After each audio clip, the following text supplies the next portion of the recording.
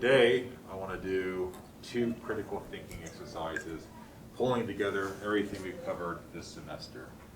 We're going to be talking about specializations within each of the four subfields of anthropology applied to particular case studies.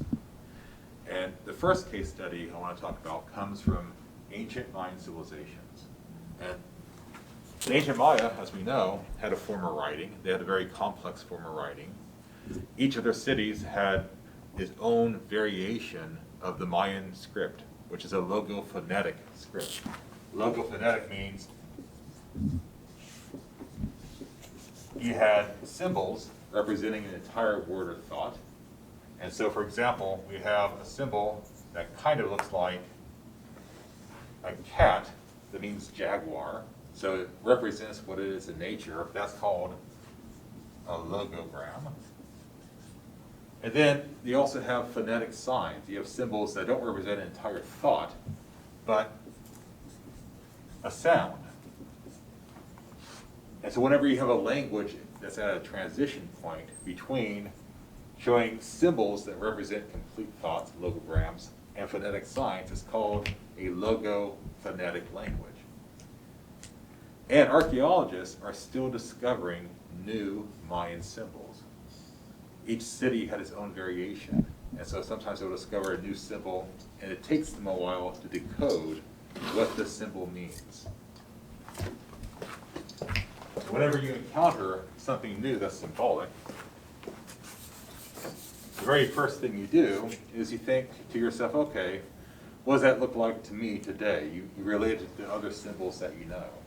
So let's start off with an interpretation of a particular symbol from ancient Mayan civilization that stumped archaeologists for some time.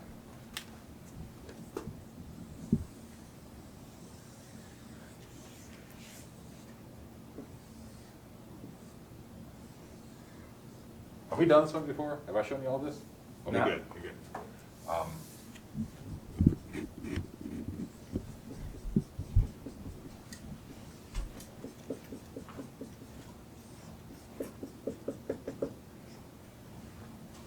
Okay, so archaeologists discovered this symbol.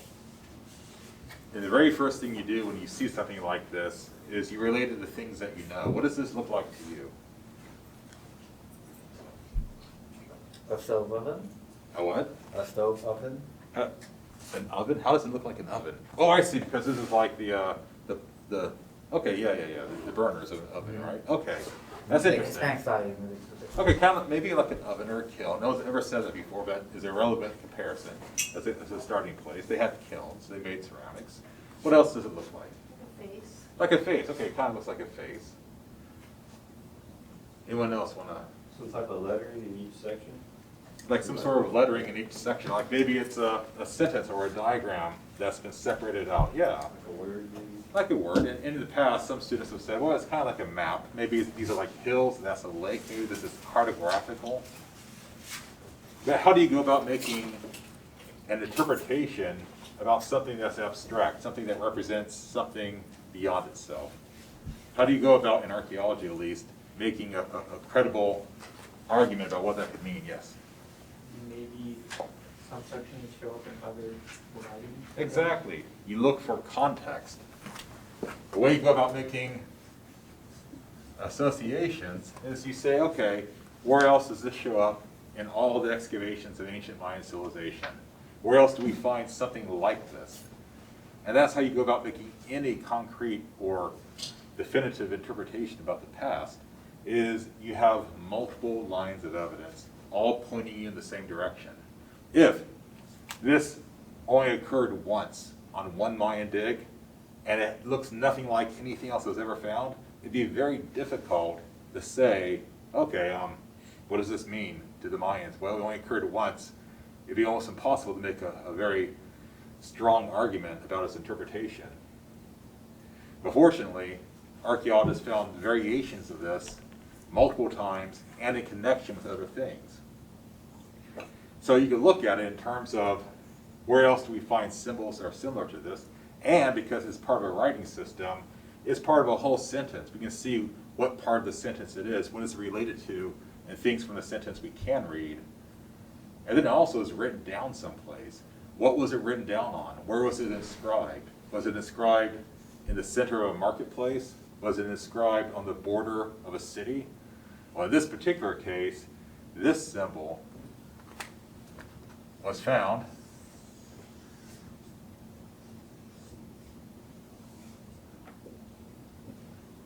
as part of a sentence on clay pots, and the clay pots were only found, almost only found, in Mayan graves. And so say, now we have this idea that, okay, of the 1,200 times we encounter variations of the symbol, 1,100 times it's in a clay pot as part of a Mayan grave. What does that tell you about the symbol? Maybe it's possible connection. The dead? No, it has something to do with life and death. It has something to do with the afterlife, maybe with your idea of heaven or hell, or the idea of the nature of the Mayan soul.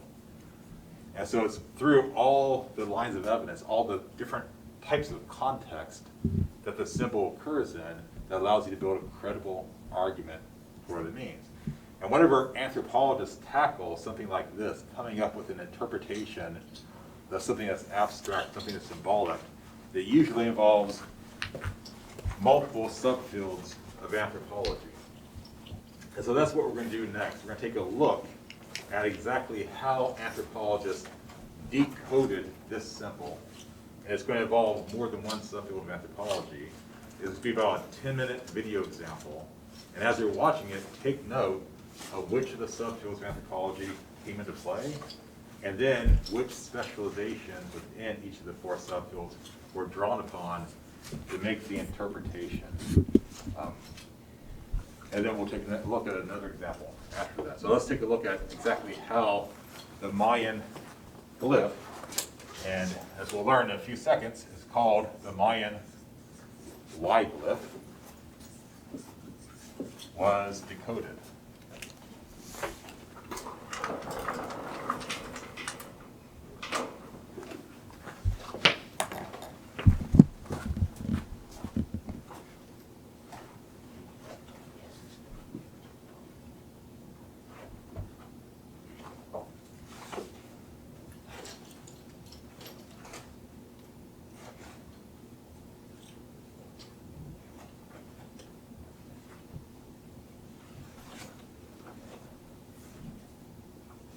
Remember that cemetery that I told you about at the very beginning of the semester, the Levi Jordan Plantation, the one that started me off looking at cemeteries?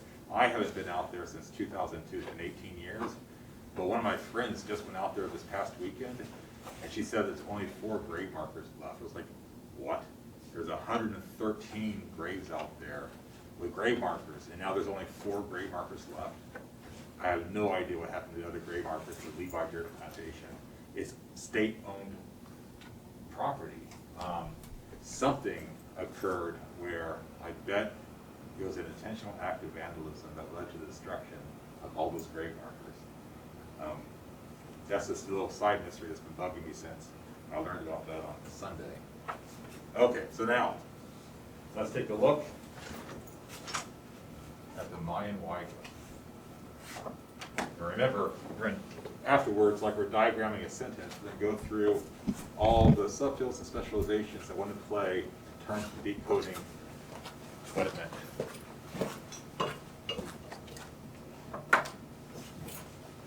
Wrong way around.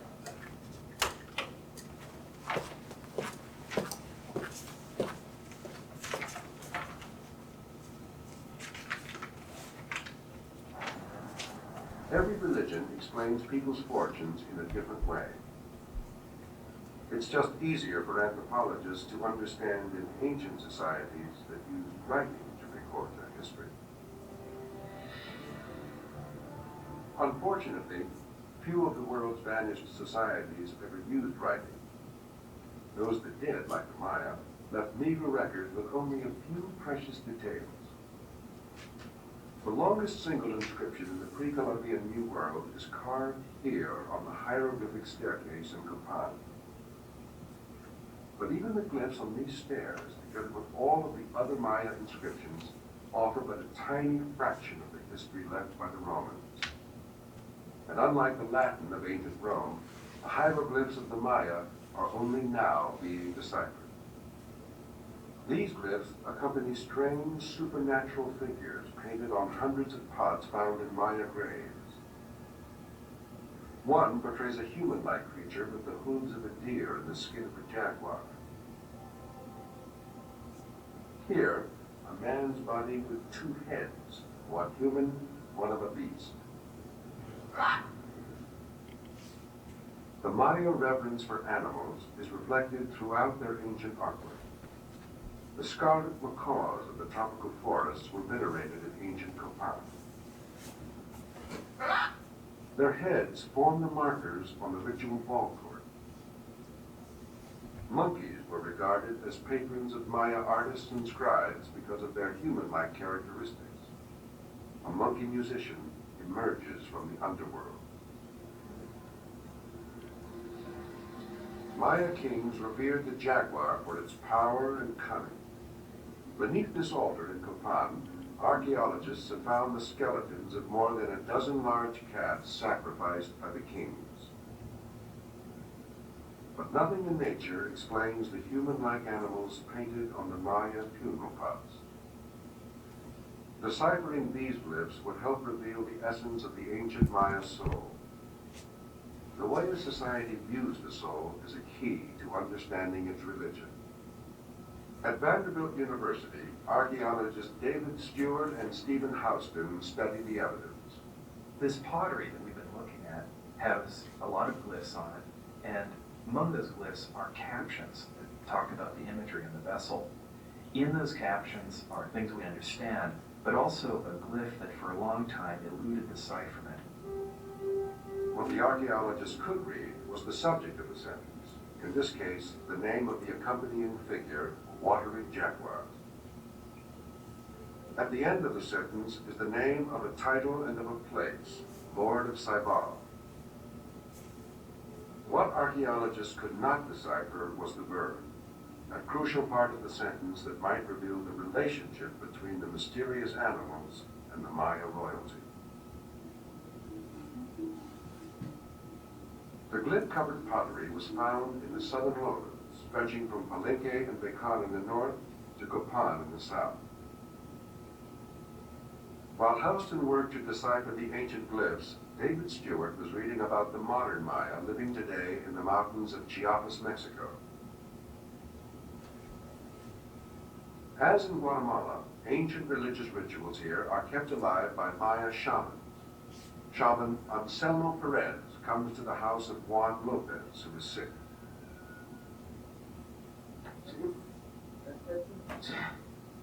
The shaman diagnoses illness by pulsing, or as he says, touching blood.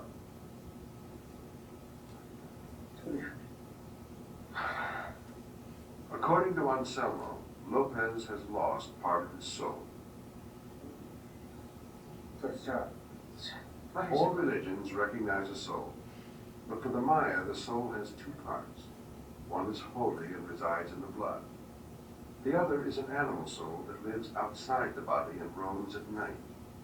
When a person dreams, he can transform into this companion spirit known as the Chanu.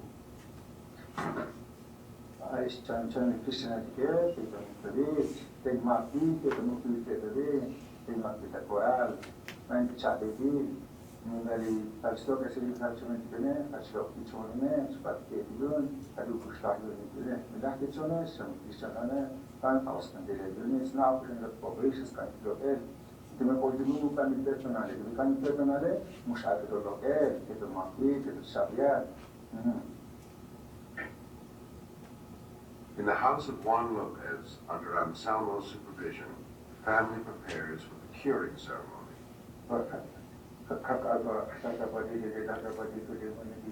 They hope to recapture Juan's animal soul and save his life.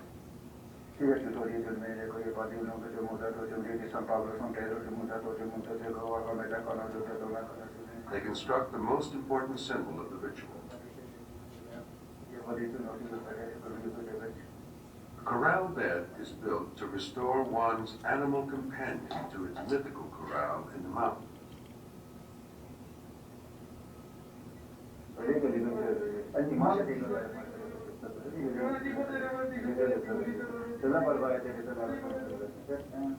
Anselmo blesses Juan before sending him to the bed, hoping to re-socialize the wild part of Juan's soul. Juan will spend most of the next 2 weeks here. He will not speak to his family, who will care for him. Only if Juan's chanul, or animal companion, is restored to its mountain corral, will Juan be cured. At Vanderbilt University, Stephen Houston continued to study drawings of the pots, unaware of the modern spirit companion. He studied the missing link, the verb glyph on a number of pots. The major part is the logogram, a picture that stands for a complete word. This one was usually divided into 2 halves. On the left, Houston thought he saw a mask or a human face. On the right was a pattern from one of the animal paintings. It was the pelt of a jaguar. I wondered in the course of my research whether this concept embodied by the logogram had something to do with a being that combined both animal and human attributes. To the logogram, the Maya added phonetic signs called complements. They stand not for whole words, but syllables. Many of the verb glyphs only had 1 syllable. One. Other pots had only a 2nd syllable pronounced ya. But on some pots, Houston found both, and from these he coaxed the word. In Maya writing, if you get 2 syllables or phonetic signs joined together, you drop the final vowel of the 2nd phonetic sign or syllable. So that in the case of our glyph, the wa and the ya joined together spell y, the final a being dropped. I began to wonder what y might mean. Houston consulted the dictionaries of several Mayan languages and found related definitions in each one. To sleep, to dream. And in one Maya language, Tzotzil, we even found a word derived from y, Wayahim, which means animal companion spirit or animal transformation. At the same time, David Stewart was reading about the modern Maya shamans. He began to wonder, could the images on the pots be related to the chanul? As soon as Steve came to me with his decipherment of the Y glyph, it clicked immediately. The chanul is the animal spirit that actually you see through when you dream. Your animal spirit is wandering around the forest and mountains. And so, in explaining these images on the pots, the Y glyph makes perfect sense. The archaeologists now read this sentence as, the watery jaguar is the Y of the Lord of Saibal. The dancing jaguar is the Y of the Lord of Yashilan. On royal carvings, the companion souls of Maya kings and queens are shown not as mere animals, but powerful supernatural beings. Okay, now let's go through and talk about which subfields and which specializations of anthropology helped decipher the Mayan white. Of course, we can start off easily with archaeology because archaeologists dug up the clay pots it was written on. But what type of archaeology is this? Majestic? What type of archaeology? Is what type of archaeology? I was saying it was majestic, but I didn't hear what you said. It was what type of archaeology? Yeah, what type of archaeology? In terms of the specialization of archaeology. It is several it actually overlaps with. Prehistoric archaeology? What's the definition of historic and prehistoric, though? It's the presence or absence of. There is no writing document? You're right, it's a prehistoric. And so this would, because it's necessarily writing, Also it's historic? it would necessarily be historic, right? So that's, first off, it's definitely historic archaeology because the Mayans wrote about themselves, and we have access to their writings. And for the most part, we can understand what they wrote, unless you encounter a new symbol like the Mayan Y glyph, in which case it takes you a while to decode it. So it's historic archaeology, but we know that most of the Y glyphs were found in Mayan graves, so it's also mortuary archaeology.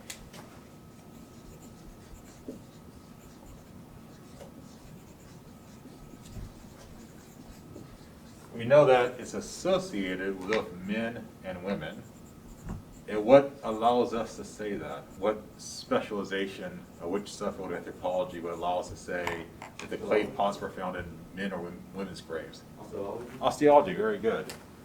Osteology is a specialization under physical anthropology that looks at human skeletal anatomy.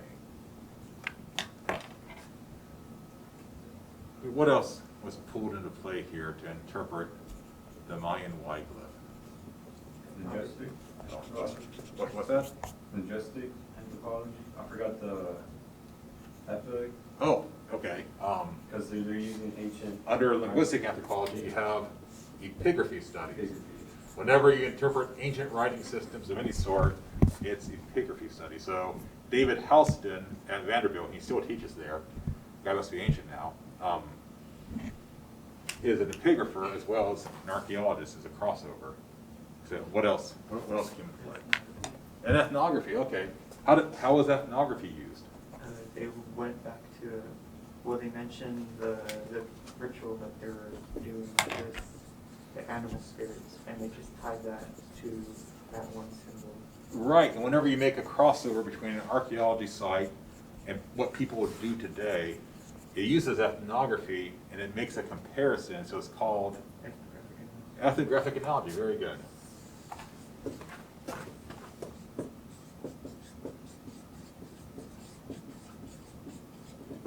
Whenever you make a comparison like this between to the past and the present, you always have to have some linking theme that gives credence to why you're comparing something from today to something from thousands of years ago. And in this case, it's because the Mayans didn't die out. As we learned earlier, a lot of them did. Nearly 3 million people died about 1,200 years ago. But there was enough left that the population resurfaced. Now it's the biggest indigenous population in the New World. And so they looked at the modern Mayan people and what the modern Mayan people think about the human soul, at least some of them, as a stand-in for helping think about what Mayans thought in the past. And the idea here is that certain traditions and certain values and ideals have been passed down over the generations. And so what the modern Mayan think about the human soul today, at least some of them, might reflect about what the ancient Maya thought 1,200 years ago. And again, that's ethnographic analogy. What else was pulled into play here? What else did they use to interpret the Mayan Y glyph?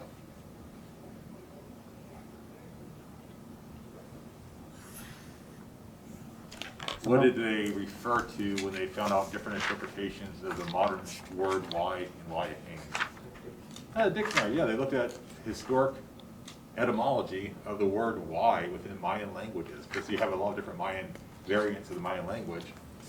And whenever you do this, you look at the history of words and how they changed over time. That's called historical linguistics. But they also happen to know that the word Y on those burial pots was the verb of the sentence. And whenever you look at the grammar and syntax of a language, it's a specialization under linguistic anthropology called structural linguistics. So people that specialize in epigraphy necessarily also study historical linguistics because they're looking at ancient writing systems. And they're looking at structural linguistics because they know about the grammar and syntax of ancient languages. And even though the word itself had changed over time, the modern Mayan shaman called it the Chanul, and 1,200 years ago, the Mayans called it the Y. The idea is still the same. The idea is that human souls have an animal part and a human part, which for some of you might sound pretty foreign. The idea that, hey, there's an animal part to the human soul, according to some religious beliefs, is actually not uncommon across the world today. And amongst prehistoric populations, that idea was almost the norm. All across the planet in archaeological deposits, we see evidence that prehistoric hunter-gatherer societies thought that there was an animal part and a human part to the human soul. And the ancient Mayans thought so too. Now, it was typically associated with middle class and the elites, but it was associated with both men and women. And that might be a red herring sort of thing to say, because lower class Mayan people didn't receive nice grave goods like clay pots. They were buried just with one or two objects. It's only really the upper class that got stuff buried with them. And so to say that the peasants didn't have a Y or animal component to their soul, it might be misleading to say that. They just didn't receive the grave goods where that form of identity was described on it, like the clay pots associated with the middle class and upper class burials of the Maya. Okay, now let's take a look at another example of the four subfields of anthropology coming into play in the interpretation of a fairly complex issue. We're going to actually continue with this, though, the relationship between archaeology and language on Thursday. On Thursday, we're going to take a really in-depth look at the origins of written language, and we're going to take a look at the very first written language and archaeological evidence for it on the planet. And we're going to go into a lot more about linguistic anthropology, and we're going to learn some of the mechanics behind the Mayan logophonetic language. We're going to learn how to spell your names using a Mayan script.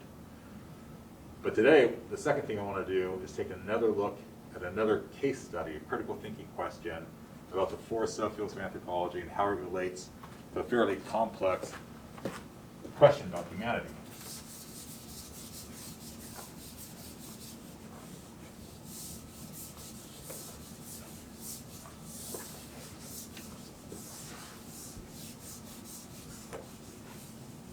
And let's start off by going back to something I covered earlier, the idea of cultural evolution. We talked a little bit about how societies all across the planet, even though they're unique and they're different, go through similar stages of social complexity, and how all societies started off as bands. So humanity 300,000 years ago, when we evolved from Homo erectus, we had a band level social organization. So that goes from 300,000 years ago all the way until 12,000 years ago. Humans lived as a band level social organization, which means hunting and gathering for our food. This is before the invention of agriculture. This is before humans settled down in villages. For 99.999% of the time we've been on this planet, we existed as a band level hunting and gathering society.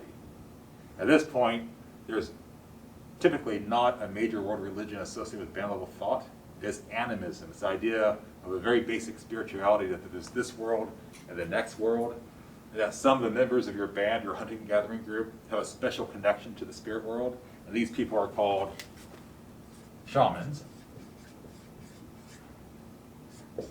And the description of this non-complex religious thought or spiritual thought is called animism.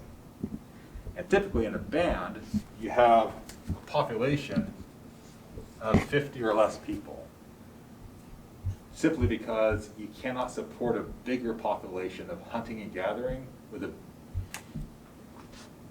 more people, because you scare off all the wild animals, or you eat up all the natural plant food sources that are nearby with a bigger population. So bands typically have 50 or less people. And so again, this way of life starts 300,000 years ago with humanity once we become humans, and it lasts up until 12,000 years ago when we have the invention of agriculture and humans do start settling down into villages. And indeed, as we learned earlier in the semester, the species that came before us, Homo erectus, likely also lived in a band level lifestyle. So this way of life may very well go back to 1.9 million years ago. But starting 12,000 years ago, you have a time period known as the Neolithic. This means new Stone Age, but really the advance that occurs here isn't better and newer, more complex stone tools. It's the invention of agriculture. As soon as people start growing plants in a garden and settling down in villages, you have a transition from bands to tribes. As tribes grow more numerous. In a tribe, you might have a few hundred people. Transition from a tribe to a chiefdom. And from chiefdoms, you get the emergence of agricultural states. As we talked about earlier in class, a complex chiefdom and an agricultural state is entirely dependent on agriculture. And it's their Achilles heel. The Mayan civilization was so overly dependent on agriculture that when their fields begin to fail, that's when you have the collapse of one Mayan city after another over a span of a few hundred years. And you have a decimation of their population that go from 3 million people down to just a few tens of thousands of people. Now, which lifestyle, and I think I asked this question before, do you think is healthier in terms of living in a hunting-gathering band-level lifestyle or settling down and growing crops? Which is a healthier lifestyle in terms of overall nutrition? When you're living in a city and you have agricultural fields, or you're ranging across 100 square miles, eating bugs, berries, and hunting various wild animals, which is a healthier lifestyle in overall human health and nutrition? Bands? Why a band? Because the human body is exercising a lot more than just farming. Okay, so go further with that thought. A band's healthier because there's a difference between hunting and gathering and farming. What's the basic difference going to be? Meat. Okay. Okay, so meat, they're getting a variety of animals. Yes.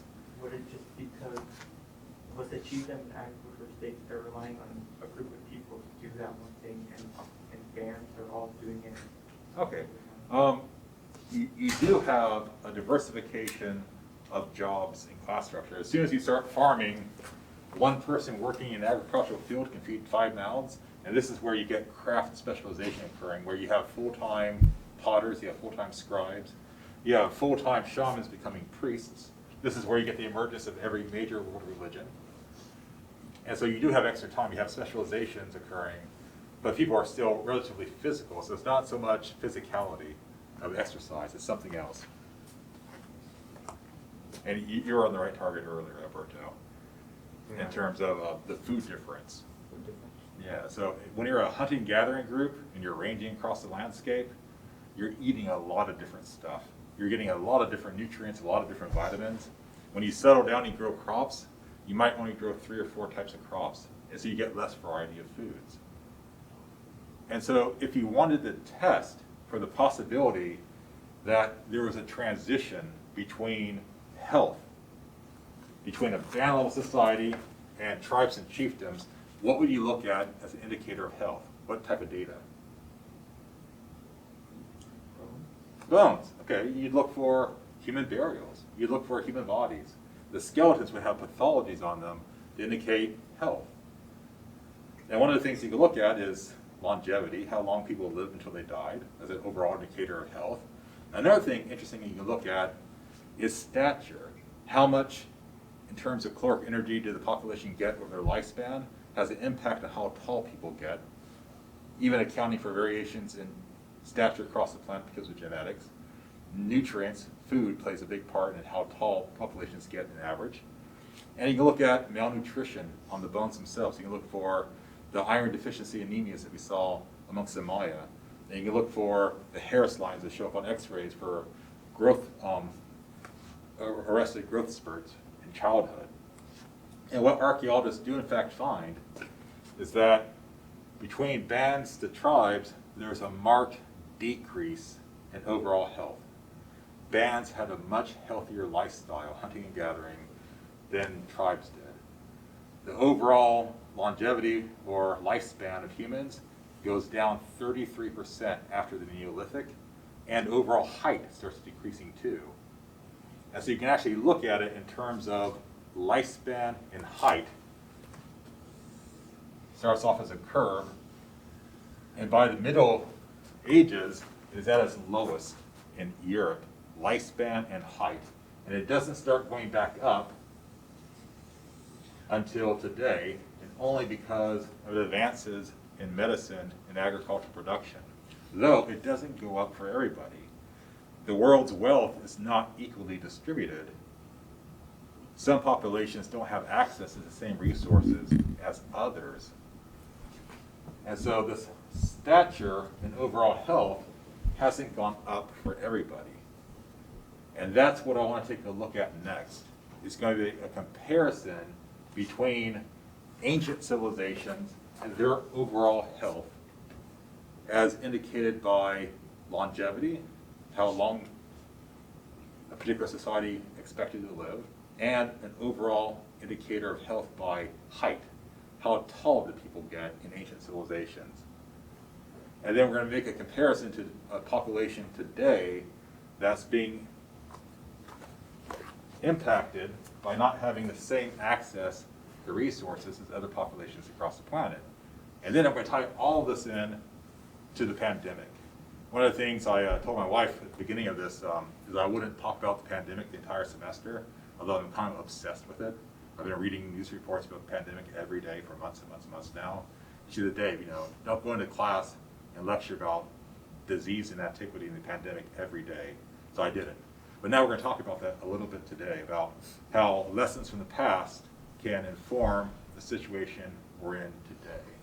So again, pay attention to what we watch in terms of which of the subtools of anthropology come into play in this fairly complex study, and then also which specializations within each of the four subfields come into play in terms of looking at the past and the present and overall health of populations. And then we'll tie it into the pandemic.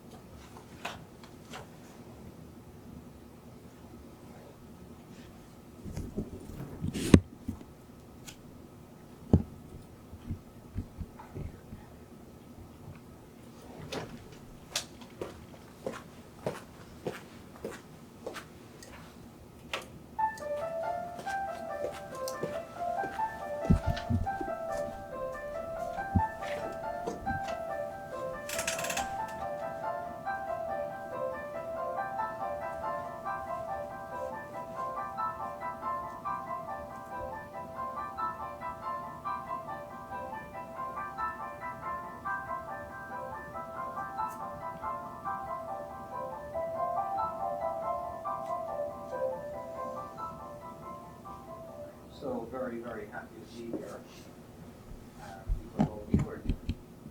So let me get started. First, I want to tell you how to get to Loughborough University, because nobody knows where it is. I just put it into Google Maps, and this is what came up. So you're going to drive from San Diego, I guess, to Seattle. You have to take some boats. You can stop in Japan, and then you have to cross all that territory where Neanderthals and others used to live. And eventually you'll get to Loughborough, which is 20 miles south of Nottingham. But obviously it is the center of the universe. There's a little place called London there. And here's just a shot of what Loughborough University looks like. I'm obviously not from Loughborough. I grew up in Philadelphia. We've been living there for 6 years now. If I could pronounce it correctly, I would say Loughborough. Okay.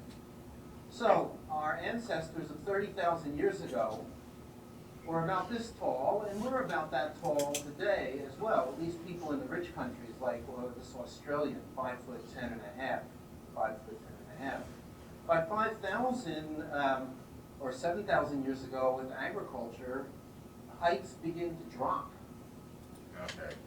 And he doesn't expound on it here, but what's absolutely fascinating is this same curve he shows equates the age, lifespan of ancient civilizations as well. So when you go back, the Upper Paleolithic, lifespans are about 33 years of age, how long humans typically lived. That drops down with tribes. It drops down further with the Iron Age, and even further, and doesn't again start going back up until the advances of modern medicine. So the same thing about height he's talking about has a corresponding correlation to lifespan as an indicator of overall health. And then Roman soldiers even shorter, middle-aged peasants, as Mark Larson was saying, even worse health. And we're using height here as an indication of population health. When the entire height of a population changes, going down, that's an indication that there's worse nutrition, more infection, all those problems that Clark Larson just talked about. Some people have recovered in the 20th and 21st century in the rich nations, but not all people have recovered.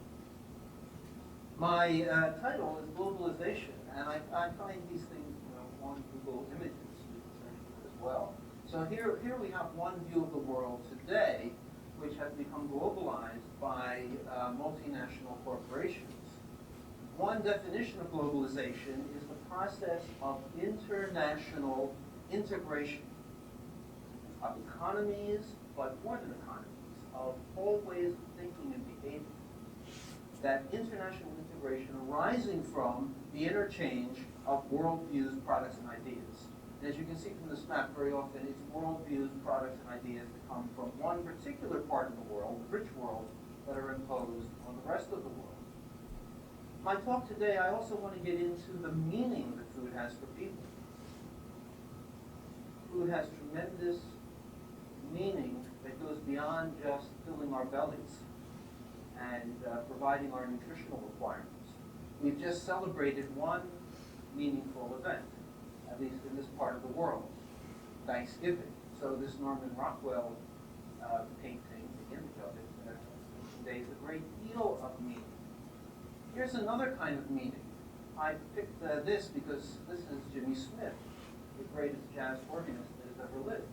But this is an album from the 1950s, the incredible Jimmy Smith home cooking. He's standing in front of a kind of soul food restaurant, food served at all times. But of course the images are drink Coca-Cola, drink Coca-Cola, some 7-Up, but drink Coca-Cola.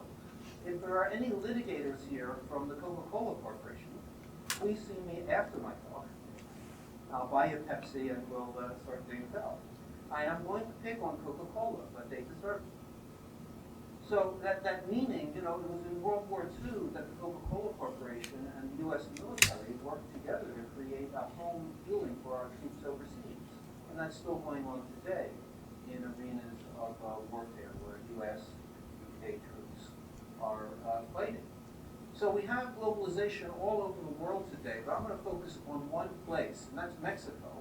We have a project in the Yucatan of Mexico that is looking at the effects of globalization on children's diets. So here's Cozumel and Playa del Carmen in Cancun, and I'm sure you're familiar with those sorts of places. We're working over here in the capital of Yucatan. Yucatan is this state of Mexico here. Merida, a city of about 1 million people today. As you arrive in Merida, you'll see friendly police officers directing traffic, and there's Burger King, and there's Walmart, and every other major U.S. and many European corporations as well. You can find a few trinkets to buy as well. We're working specifically with the Maya people of Yucatan. The Maya culture area includes southern Mexico, Guatemala, parts of Belize, and a little bit of El Salvador, Honduras. The Maya today, number 7 to 8 million people. They are the largest Native American ethnic group, but they are also the shortest Native American ethnic group. They have the highest level of what we call stunted, which is very low height for age when we're measuring children. So this is a house in the Maya neighborhood we work in. That's a stone wall and a house with just fabric covering the front of the house. Not all of them are this impoverished. The Maya traditionally sleep on hammocks, do their homework on hammocks, watch television on hammocks. I like hammocks. The school children are provided with some food, but they also get these snacks. This gentleman shows up in this vehicle and he gives them snacks. Some are traditional foods that Maya have eaten for hundreds of years, and some are globalized snacks that I'll talk about in a bit. Here's a grandmother and her grandchild. We'll see her again later. And here's one of the children. Those little bandage-looking things on their finger are actually electrode pickups. In one of our studies, we put a device on the children that measures their heart rates and physical activity to see if they were getting enough or not enough physical activity. This is a picture my wife took.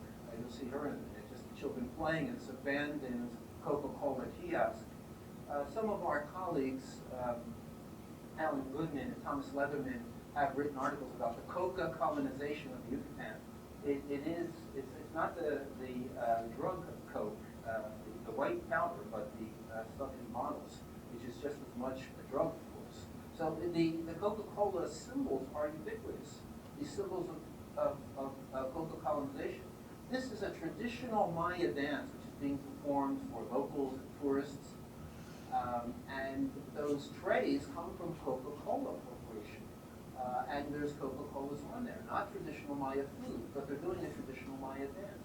So you have this syncretism between the ancient Maya, who predict, some people say they predict the end of the world in just a couple of weeks, but I would still send out my Christmas cards.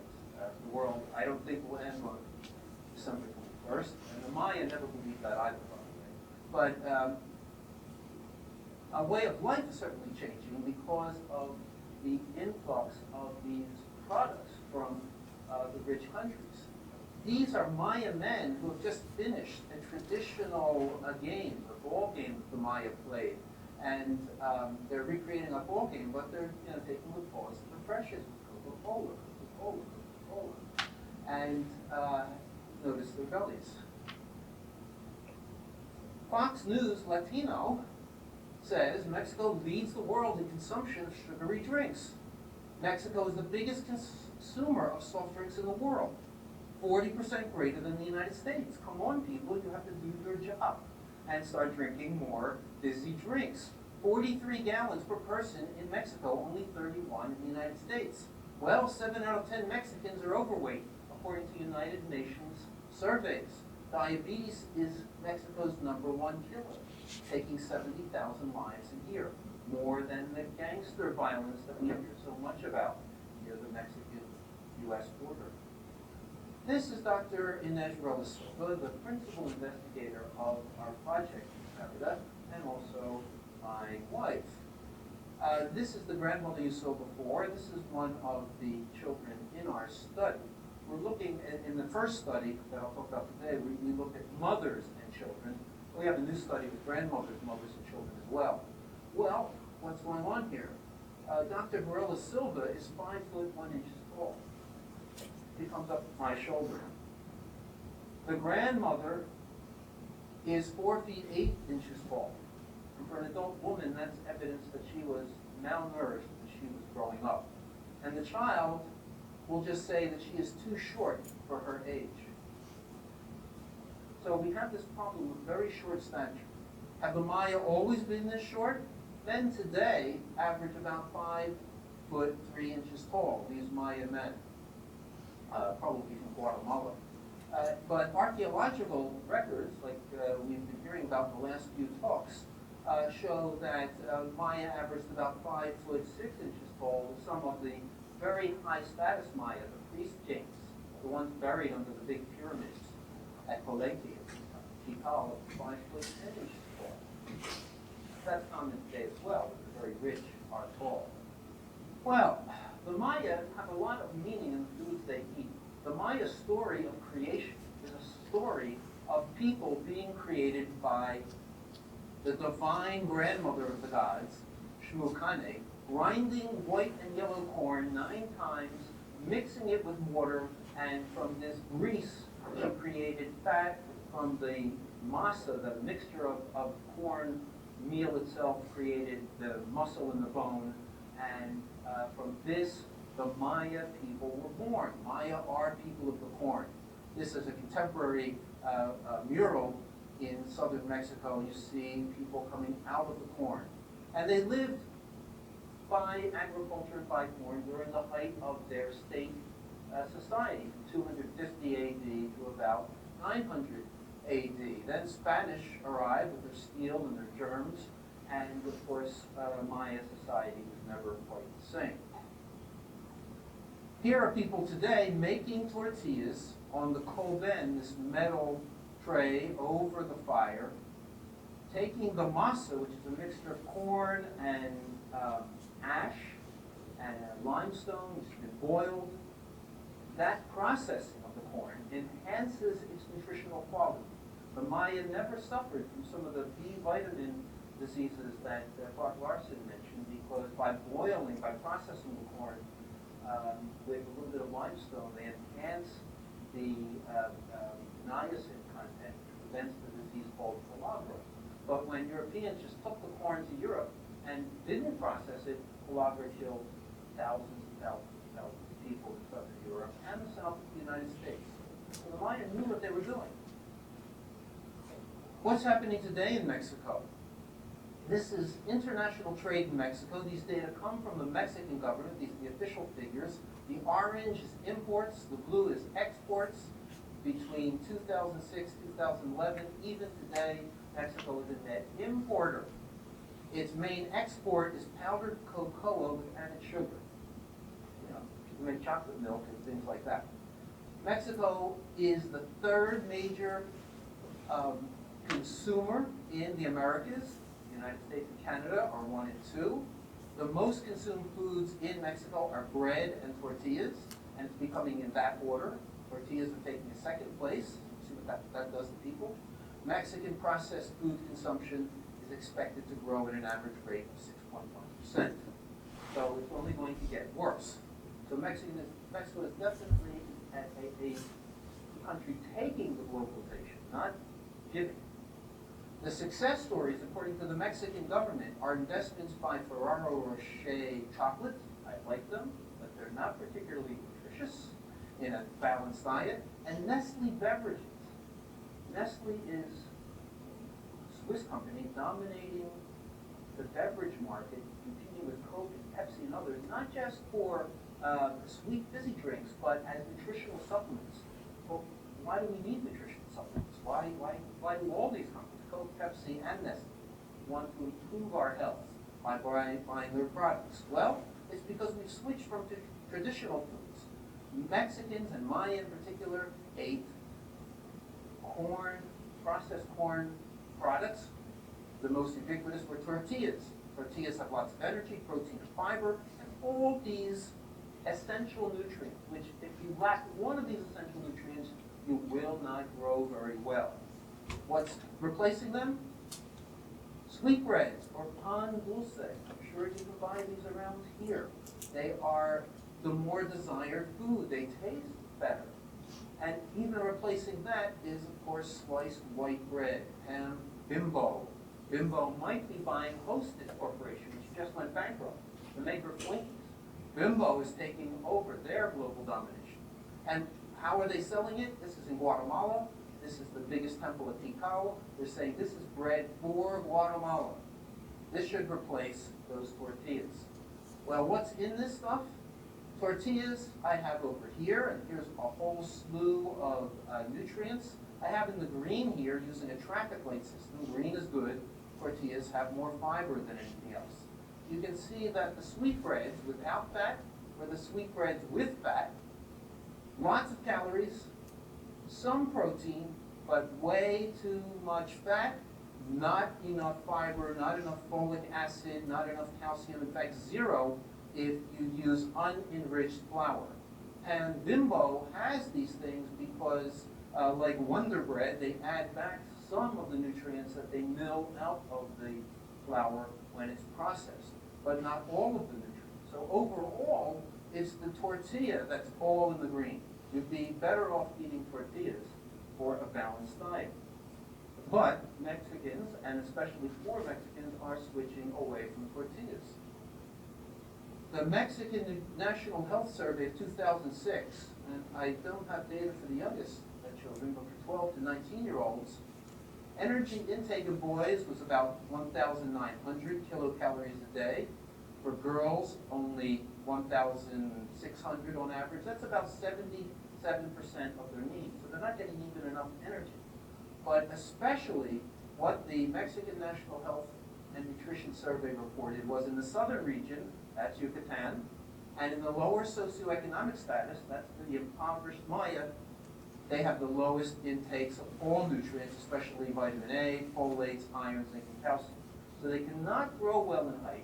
They're not getting enough total energy, but what they do get, which stays in their body, gets turned to fat. So the net result is very short stature, but increasing overweight in adults and in children.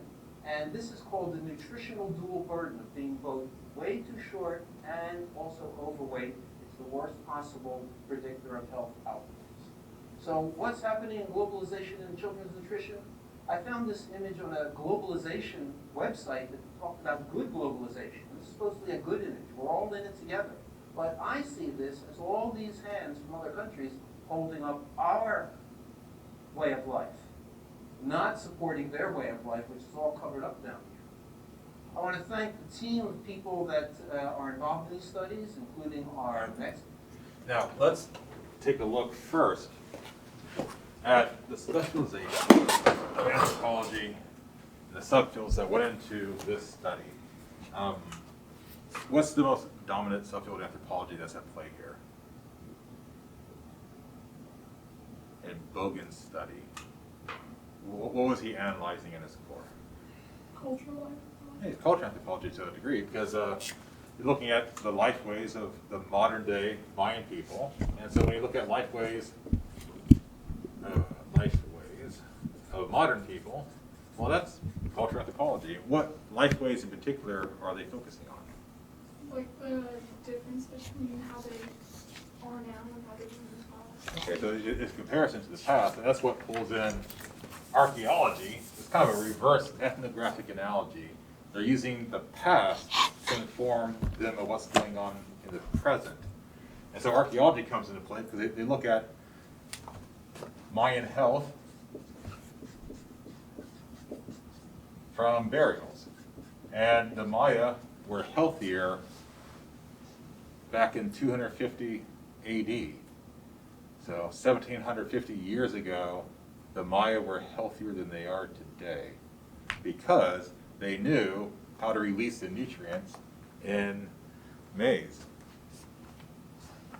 Maya today are turning to white bread, processed white bread, which has next to nothing in it. And so it's a reverse ethnographic analogy between the past and the present. So they look at lifeways in terms of who they were in the past, who they are today, but what are they focusing on in particular in terms of lifeways? They're focusing on What do they eat? what they eat. So it's the anthropology of food.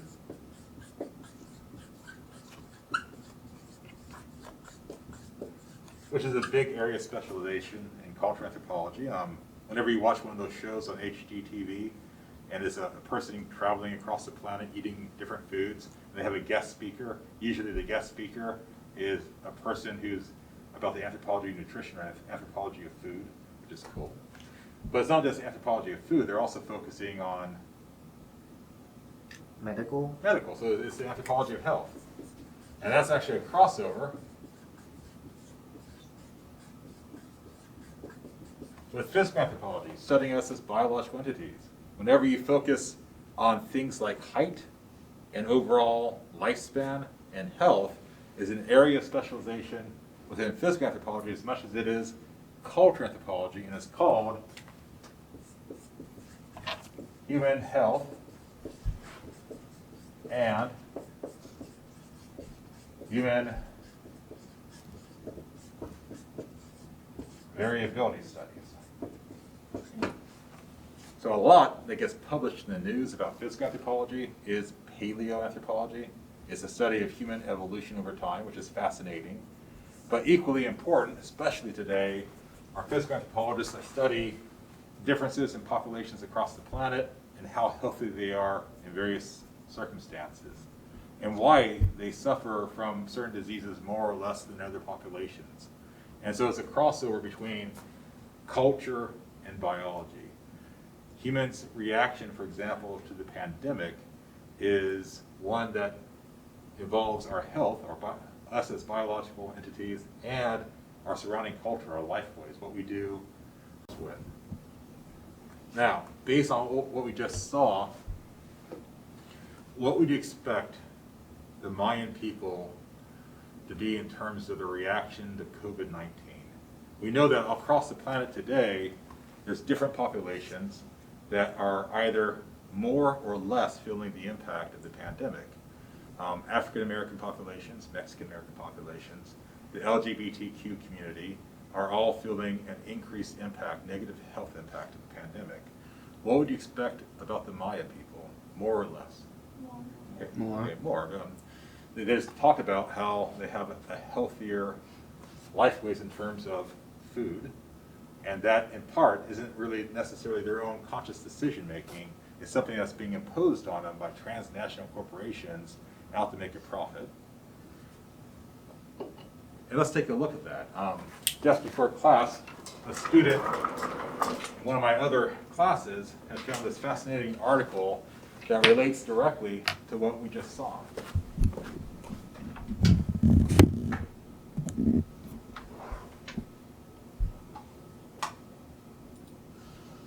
Why are so many people dying of COVID-19 in Mexico? And if we were to scroll down, I'm not going to read through the entire thing.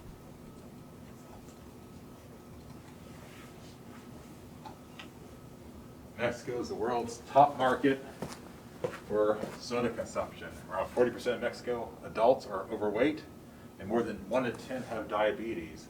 And they have, in terms of global population, a disproportionately high mortality rate and other health complications as a result of the pandemic.